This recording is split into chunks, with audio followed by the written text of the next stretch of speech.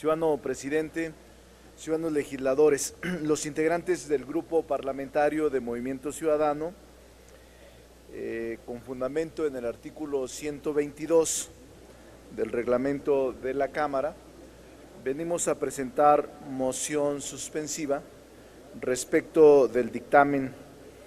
con proyecto de decreto, esta minuta que expide la ley de la industria eléctrica y la ley de energía geotérmica, y se adicionan diversas disposiciones de la ley de aguas nacionales. La presente moción viene a poner el acento en la multitud de violaciones constitucionales y legales que han precedido a las reformas a nuestro ordenamiento fundamental y a las leyes secundarias que encierran la mal llamada reforma energética. Empero, cabe detenerse un poco para reflexionar en el contexto histórico de la industria que se pretende transformar, que es de fama pública, que tanto Pemex como CFE han sido objeto de los saqueos más descarados y de los actos de corrupción y pillaje más emblemáticos y monumentales. Ambas paraestatales han sido prácticamente esquilmadas a través de prácticas funestas que han sido una de las marcas de los gobiernos del PRIAN. De manera inconstitucional e ilegal, a través de prácticas ominosas como el contratismo, los directivos de dichas paraestatales han celebrado un sinfín de contratos con empresas privadas que han disparado exponencialmente los costos de funcionamiento de dichos organismos.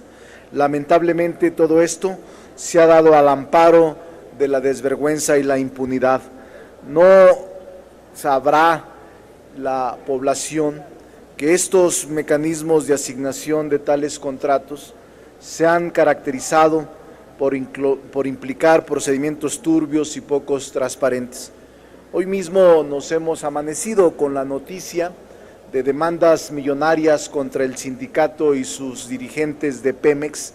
en Estados Unidos, que encierran y desnudan una alta corrupción de Estado, protegida por el Estado, auspiciada y promovida por el Estado, y que obviamente se mantendrán en la impunidad. Son innumerables los ejemplos de malos manejos y corrupción, no solo en Pemex, sino en la Comisión Federal de Electricidad, dentro de los cuales se puede mencionar los casos de los gravosos y cuantiosos contratos de subestación y líneas de transmisión que no estaban en operación, es decir, se trataba de obras fantasmas. Mención aparte merecen los casos como el de Repsol.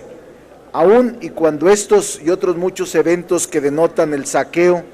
de que es objeto la administración pública sería motivo de alarma y furor nacional en otros países, acarreando consecuencias para todos los implicados, aun si se tratara del presidente de la República. En México, tales obras monumentales de corrupción prácticamente han servido a sus perpetradores para intentar legitimar la llamada reforma energética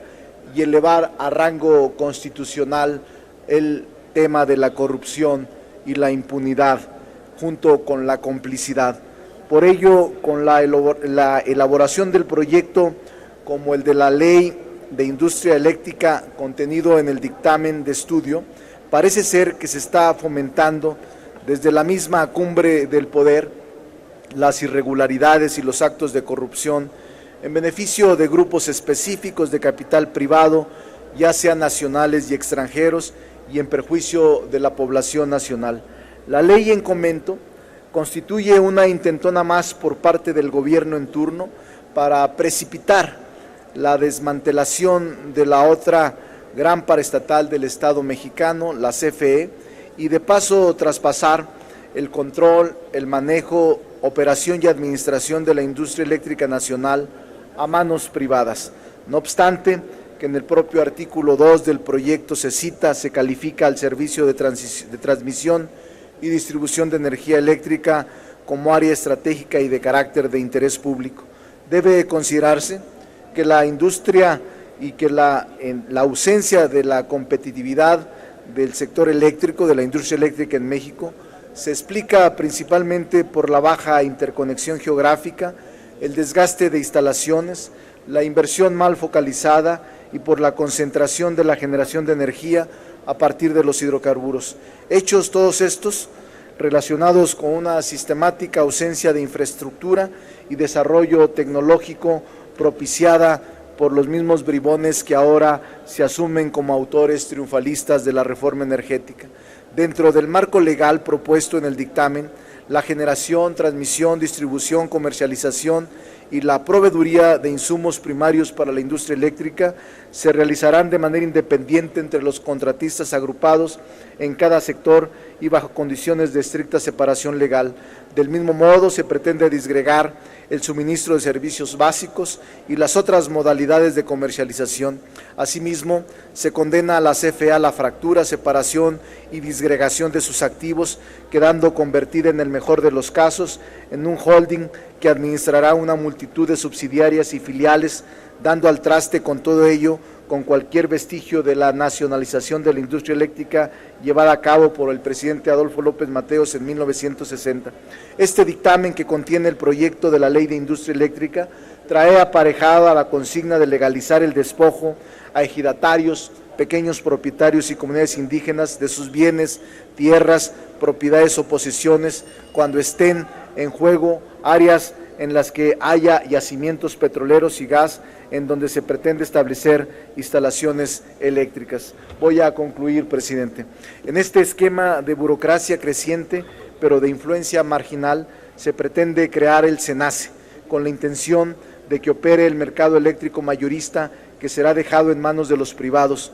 Las redes de transmisión y distribución seguirán siendo propiedad de la CFE. Empero, aunque se pretende que el encargo del control operativo recaiga en la SENACE, dicho organismo podrá contratar a su vez a terceros para expandir las mediante algún tipo de construcción, arrendamiento y transferencia, es decir, caemos en el absurdo